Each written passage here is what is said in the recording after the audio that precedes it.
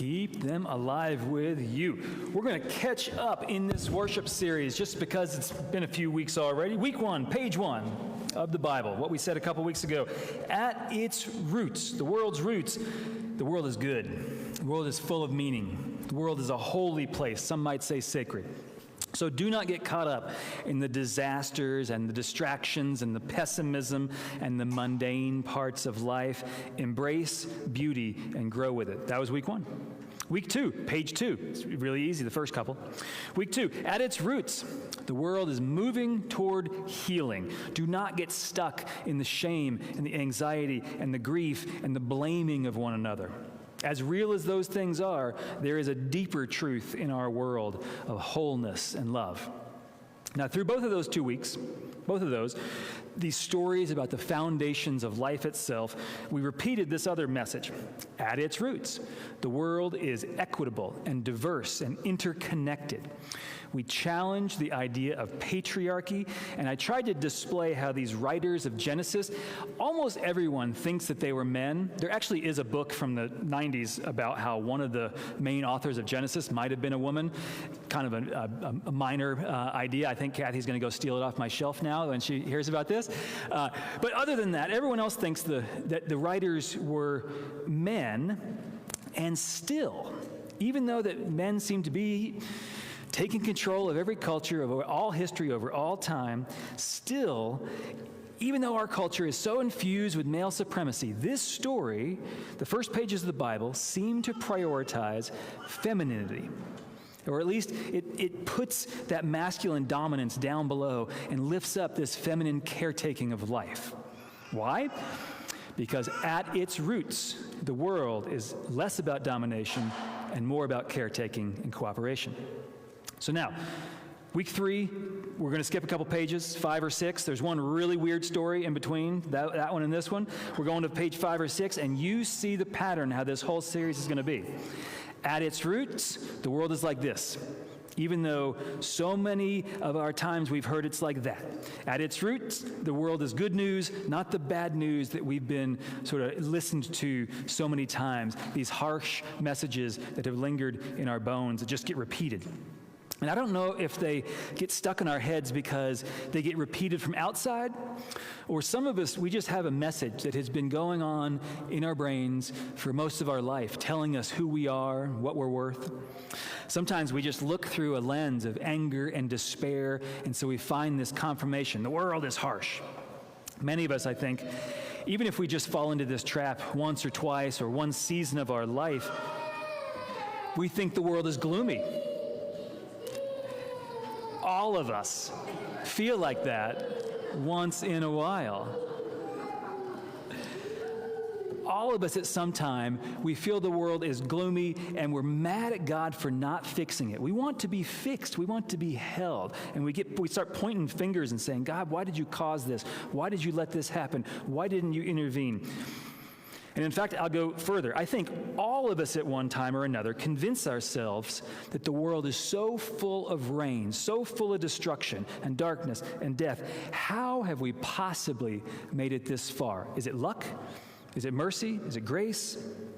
Many of us get stuck in this place for a long, long time, and we get convinced that life is just chaos. It's chaotic. It's painful. You can take any 40 days of my life. You can take the last 40 years of my life, and I can prove to you, I can throw this right back into God's face that the world is always about punishment, and it's about loss, and the only way to get through is luck and just to be tougher than the one beside you. That is a message you hear over and over and over in this world. And so the flood story, yeah, I know all too well what it's like to wash away the hurts of the world. I know what it's like to get washed away. I know all too well that no one gets through this life without a whole lot of suffering, and that sucks. Many of us think that is the story of the flood. Many of us have felt that, heard that. That's the message, all too familiar. But my claim, Genesis 6 through 9, this first long story of the Bible, at its roots, the world is about renewal and new life and freshness and growth. At its roots, the world is about the promise of floods subsiding and suffering subsiding and pain addressed and healing being a restoring part of our lives. At its roots, the world is about a rainbow of hope, not the hope that nothing will go wrong, but a posture of hope that says, I know there is a Spirit with me through all that does go wrong. And I think it's fitting that we have a rainbow story at the conclusion, the last Sunday of Pride Month, because those original storytellers had no idea that this connection was going to be made between rainbows in the Bible and God's pinky promise and rainbows in our world today. But it connects. There's a lot of folks, a lot of young folks who are in the closet, a lot of older folks who are still worried about their freedoms, a lot of advocates and allies who cannot believe the dangerous slide that has set us back lately. We need to look at that rainbow also, and we need to remember the promise that God's Spirit is always with you through all of it. Through all of the self-criticism, through all the bullying, through all the cruelty and the loneliness, God's Spirit is a rainbow for a reason. Now, at the risk of quoting or telling a story by a very provocative sex therapist, Dan Savage he's a very famous, beautiful campaign a few years ago. Dan Savage is a gay man, and he brought together a lot of gay folks who've grown up to give a message to younger folks. And the message was, it gets better.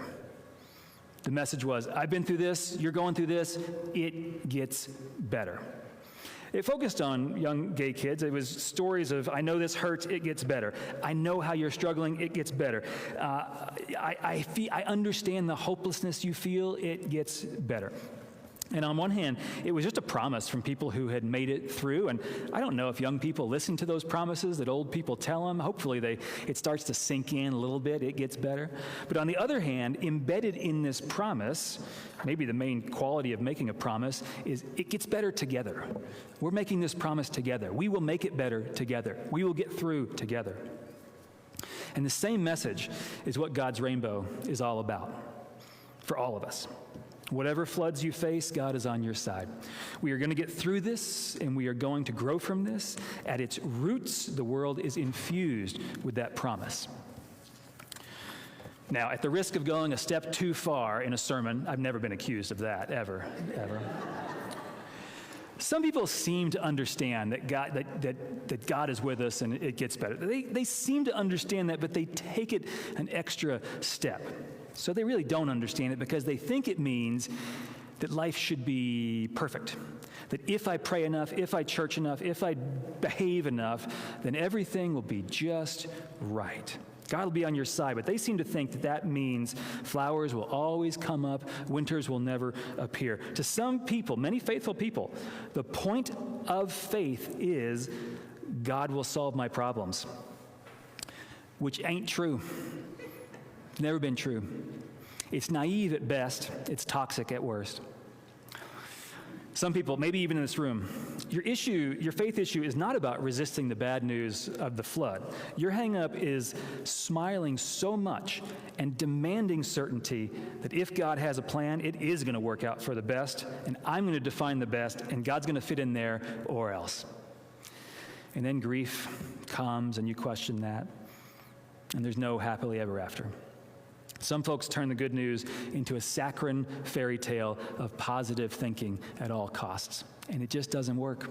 That was never the promise. I think it's absurd, not because I'm a cynic, which I am.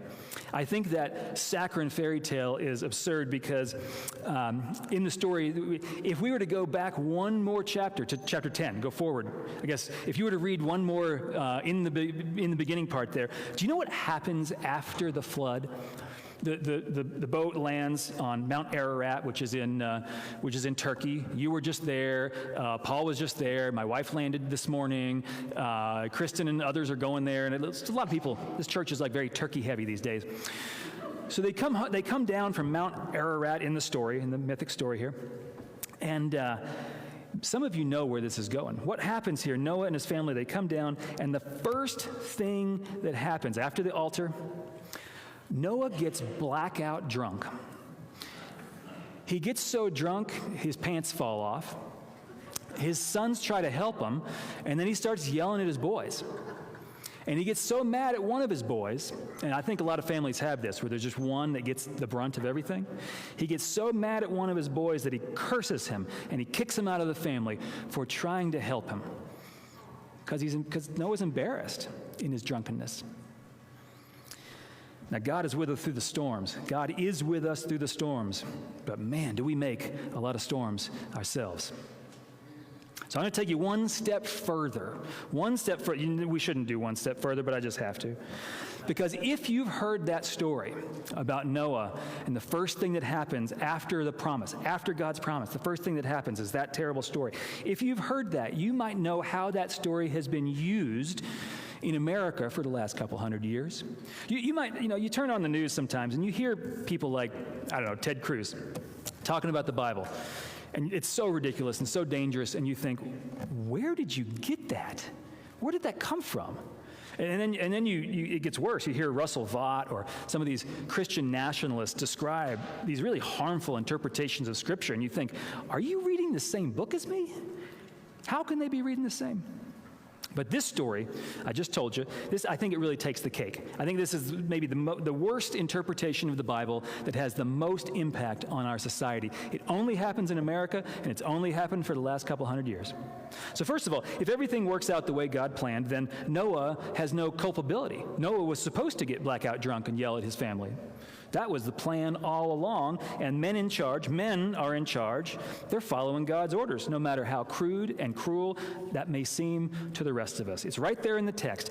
The text describes an abusive tyrant, so therefore God must prescribe abusive tyranny all over. A lot of people read the Bible and they see the bad guy in there, and they think that that's God's prescription of us, and they just don't know how to read. When you watch Star Wars, you know who the bad guy and the good guy are? Yeah. If you can watch Star Wars, you're capable of watching a story. And in this story, when Noah does this, it's not the good guy. It's a good guy doing a bad action for him. But the second, it gets worse. So that justification of bad behavior gets worse, because the curse on his son and his son's children, really, even though in this text, there's nothing in here at all about skin color, there's nothing about the direction that Ham is going to walk when he's kicked out of the family, there's nothing in here about how he is stained or what that means for the world, but a lot of Christians somehow believe that this story is biblical justification for slavery and white supremacy. And you say, huh? How'd that get there? Are they reading the same thing? I mean, it sounds as out of touch, as much of a conspiracy theory as anything you would see on QAnon. How could anyone believe that? And sadly, I guarantee you that right now, in another pulpit somewhere in America, someone is making this interpretation.